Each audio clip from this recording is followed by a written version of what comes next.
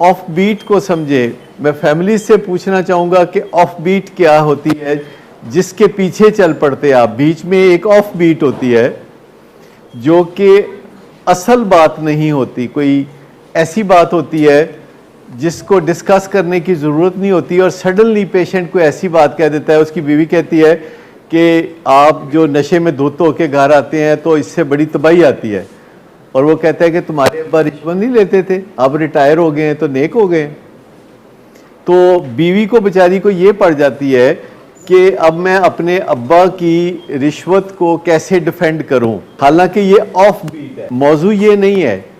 बीवी आराम से कह सकती है कि इसको फिर किसी दिन डिस्कस कर लेंगे, या जब अब्बा हैं तो आप उनसे ही बात कर लीजिएगा, मेरे साथ तो आप बात कीजिए कि आप ड्रंक होके आते हैं तो इससे हमें बड़ी कोफ्त होती है, इससे हमें बड़ी तकलीफ़ होती है, आप इसका कोई हल ढूंढें। ऑफ बीट नई टर्म है। ये ऑफ बीट का मतलब होता है कि जिस टॉपिक पे बातचीत हो रही हो उससे हट के नया पंडोरा बॉक्स खोल लेना कोई, यानी जो बात करने वाली है या जो बात चल रही है उस बात की बजाय कोई ऐसी बात ढूंढ लेना जिससे असल बात गुम होके रह जाए, बीच में से गायब हो जाए असल बात।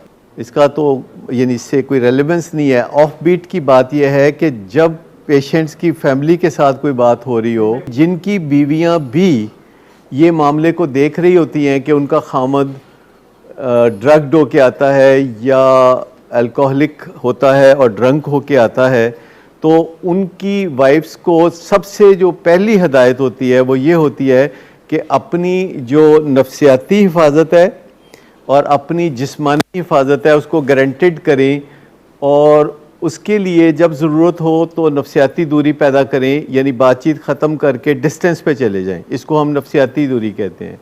अगर फिज़िकल अब्यूज़ का सामना हो तो जिस्मानी दूरी पैदा करें, जैसे कि इमीडिएटली किसी ऐसे कमरे में चले जाएं और अंदर से लॉक कर लें जहां के खामद नहीं पहुंच सकता मार पिटाई के लिए। और ये बाकायदा पूरा एक चैप्टर होता है हर उस किताब में जो खालिसतन बीवियों के लिए लिखी जाती है, और उसमें एक बेहतरीन किताब है, अगर आप में से कोई पढ़ना चाहे, उसका चैप्टर नंबर 3 इसी चीज़ से डील करता है और उसका नाम है get your loved one sober. Get your loved one sober. ये किताब अवेलेबल है फ़ोटोकॉपी हमारे यहाँ से, और आप में से कोई भी पढ़ना चाहे तो उसमें चैप्टर नंबर 3 में एलेबोरेट किया हुआ है कि कैसे आपने मार खाने से बचना है, नील पड़वाने से बचना है, और कैसे आपने एक सूटकेस रेडी रखना है हर वक्त, झगड़ा और नो झगड़ा, एक सूटकेस हमेशा रेडी रखना है जिसमें आपके ज़रूरत के कपड़े वगैरह हों। ये तब होता है जब कोई फ़िज़िकल अब्यूज़ का सामना हो, और अगर फ़िज़िकल अब्यूज़ का सामना हो तो फिर एक सूटकेस रेडी रखना है नंबर 1 जिसमें ज़रूरत के कपड़े हों, और वो सूटकेस ऐसी जगह रखना है जो कि गैरेज के करीब हो, और किसी ऐसे फैमिली मेम्बर से या रिश्तेदार से, किसी फैमिली मेम्बर से या रिश्तेदार से कमिटमेंट होनी चाहिए कि अगर मेरी एक मिस्ड कॉल आपको मिले तो इसका मतलब ये है कि आप विदिन 20 मिनट्स आके तो मुझे पिक कर लें और ले जाएं।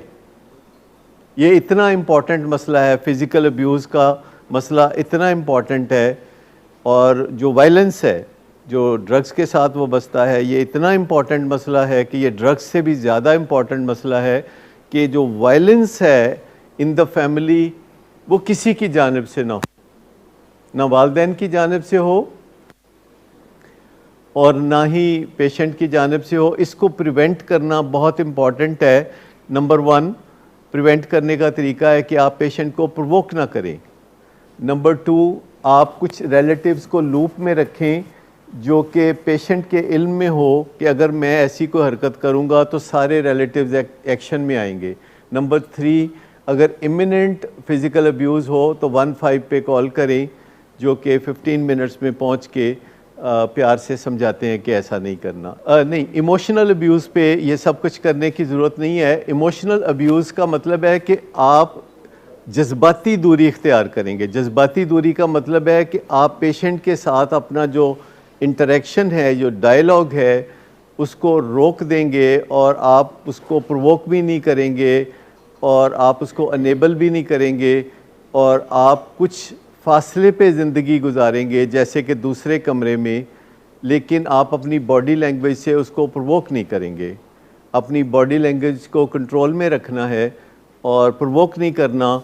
और जज्बाती दूरी इख्तियार करने का मतलब है कि आप खामोशी इख्तियार करेंगे और आपने जो ठेका लिया हुआ था उसको नशे से बाज रखने का, वो ठेका वक्ती तौर पर आप छोड़ देंगे।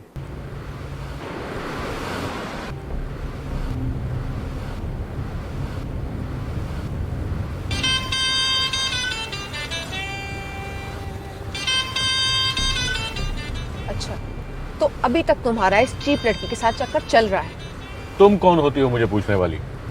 ओके, और तुम इन घटिया लड़कियों के साथ गुलछर्रे उड़ाते फिरो, तो मैं चुप बैठूं?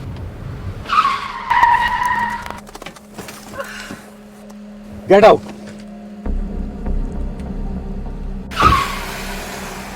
शराब नोशी की वजह किरदार की खराबी नहीं, मूड की खराबी है। शराब नोशी कभी भी नशे की बीमारी में बदल सकती है। नशे की बीमारी हर स्टेज पर काबिले इलाज है। मदद हासिल कीजिए, क्योंकि वो ऐसा नहीं करेगा। विलिंग वेज से मदद हासिल कीजिए, कहीं से भी मदद हासिल कीजिए, लेकिन फौरी मदद हासिल कीजिए। जिस मुआवजे के इंतजार में आपने बहुत देर कर दी, अब वो दस्तक दे रहा है। मदद हासिल कीजिए, मदद हासिल कीजिए, मदद हासिल कीजिए।